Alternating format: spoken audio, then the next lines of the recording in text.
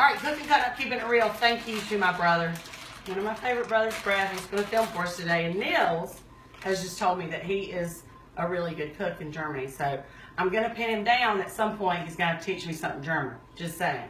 But today, I'm going to teach him how to make this hash brown skillet casserole. Now, this hash brown casserole came from the Cobb Family Cookbook that Gladys Clapp wrote. Some of you know her. She is a fabulous cook. But it is one of my favorite recipes and one of the first recipes that I tried 25 years ago when I married into this farm family.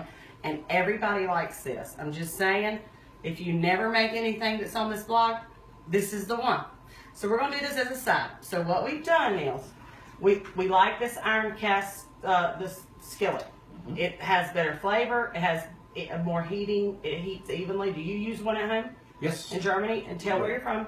I'm from Germany. I know, but tell them. I'm born in Hamburg, but I'm living in Bonn now, the western part of Germany. Right. Okay. So, Chad's been there, my other brother, the other twin. But and you should all come. I know, we want to go. But if I do come, you have to do a cooking vlog on there. I will. Okay. With German style food. Exactly. So what we've done is, I've taken half a stick of butter and melted that in the oven in the skillet. Now I'm going to pour these hash browns in here. And this casserole is actually, in the Cobb Family Cookbook, you mix everything up. This I sort of discovered last week, and it was really good. So I'm sticking with it for today. So I'm going to pat these down carefully because obviously the pan's hot.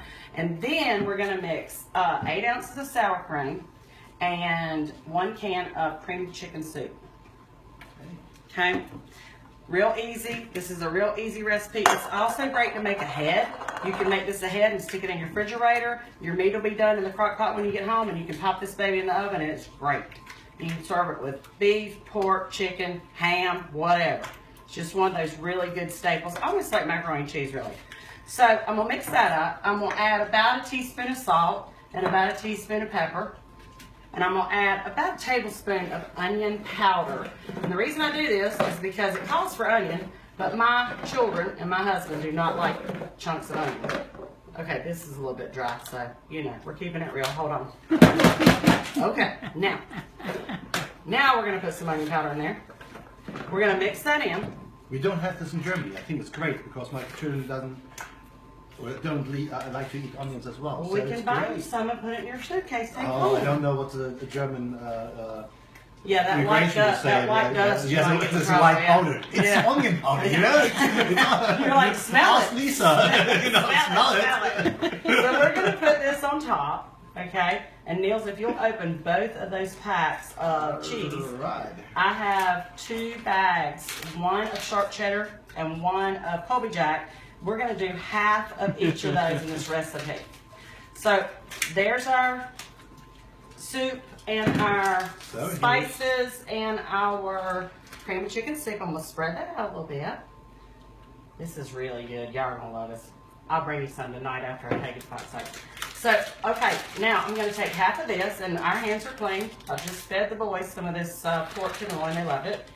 All men love pork. I'm pretty sure except Jewish people, they don't eat pork. And I'm going to put half of the sharp cheddar. So it's about a cup of each. Okay, really easy. And then I've melted the other half a stick of butter. I'm going to put that over the top. And then this is going to go into a 350-degree oven for about 45 minutes until it's brown and bubbly. I'll show a picture in just a minute, so stay with us. Cooking, cutting up, keeping it real, and thanks for being with me today, Neil. Yeah, thank you for showing me. AKA Giles. We didn't know him when he got here. Okay. All right, so we'll put that in the oven. Keep them. No, you can stop.